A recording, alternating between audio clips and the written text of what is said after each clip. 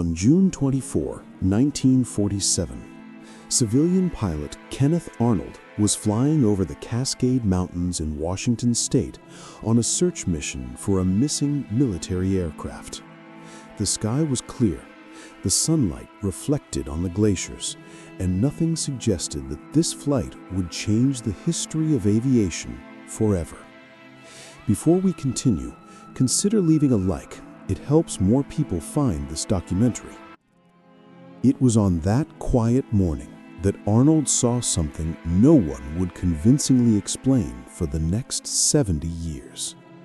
While flying near Mount Rainier, a bright flash caught his attention.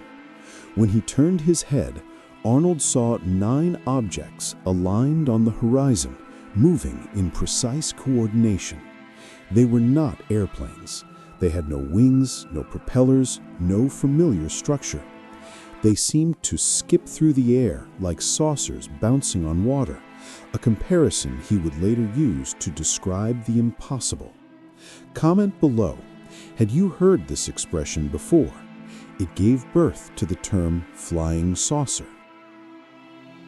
Intrigued, Arnold estimated their speed using distance references. His calculations, made by an experienced and highly technical pilot, suggested speeds near 1,700 miles per hour, faster than any known aircraft in 1947. He wasn't a casual observer. He was a trained aviator who made precise measurements and kept detailed flight records. Nothing he saw fit any known atmospheric phenomenon or military craft. If these stories like these fascinate you, subscribe. We have many more investigations coming.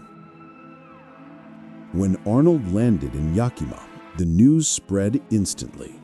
The press, hungry for stories in the post-war years, seized on his account. Headlines erupted across the country. Mysterious objects cross Washington skies. Pilot reports flying discs. The term flying saucers, which would forever shape popular culture, was born from a rushed and not entirely accurate interpretation by reporters. Comment your thoughts. Do you think the media helped reveal the truth or made everything more confusing? The growing attention soon reached the authorities. The Army and the Air Force sent teams to interview Arnold. What began as an isolated account quickly turned into a matter of national security. The Cold War was only beginning, and any unidentified presence in American airspace was taken seriously. If these objects weren't a threat, why mobilize so many military resources? After the case became public, something unexpected happened. Hundreds of new sightings emerged across the country. Commercial pilots reported luminous objects above their aircraft. Residents in small towns described silent lights crossing the night sky.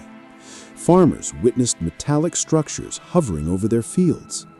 The entire nation seemed to awaken to the UFO phenomenon, and many researchers believe it all started with Kenneth Arnold's flight. Technical analysis of the case revealed astonishing details. The objects moved in zigzag patterns, performed abrupt turns without losing speed, and maintained perfect formation. They made no sound, left no smoke trails, and reflected sunlight with intense but stable brightness. Every characteristic contradicted aviation standards of the time. If that surprises you, comment below. Do you think these were experimental aircraft or something beyond human technology? As the number of reports increased, attempts at debunking followed. Some said Arnold saw sunlight reflecting off distant planes. Others claimed atmospheric mirages. A few pointed to lenticular clouds. But none of these explanations matched the behavior Arnold described, especially the calculated speed and the synchronized flight of 9 separate objects. Even today, these explanations are repeated as if there were a persistent effort to minimize the case. Less than 2 weeks after Arnold's sighting, another event shook the country: the Roswell incident in New Mexico. Many historians believe the two events are connected. The explosion of public attention triggered by Arnold put the military on high alert and may have directly influenced how Roswell was handled. What about you? Do you think these events are linked?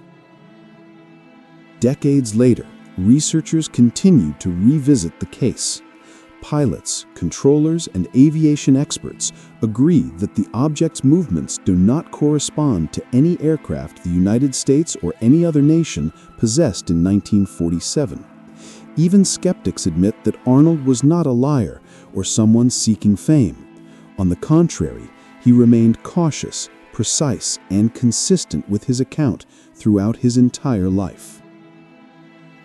Arnold never tried to profit from the sighting, never embellished the story, and never contradicted himself, even as the world around him became increasingly fascinated with UFOs.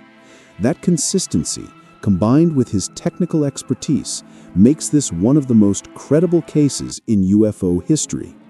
If you've ever seen how a single moment can change someone's life forever, leave a like. It helps the channel a lot. The legacy of the Kenneth Arnold case is immeasurable. His sighting launched the modern UFO era. It influenced military investigations, inspired classified programs, fueled scientific curiosity, and shaped public imagination. Without Arnold, the history of UFOs might have unfolded very differently. But the central question remains, what did Kenneth Arnold truly see that day? 9 bright, silent, coordinated objects, something that had no explanation then and still has none today. Share your interpretation in the comments. Do you believe he witnessed secret technology, an atmospheric anomaly, or something not from this world? In the end, perhaps the greatest lesson from this case is that the sky, no matter how empty it seems, holds mysteries that challenge human understanding. Sometimes all it takes is one attentive observer to reveal that we are not as alone in the sky as we assume. If this documentary made you think, leave your final interpretation below and subscribe for future deep dives into the unknown.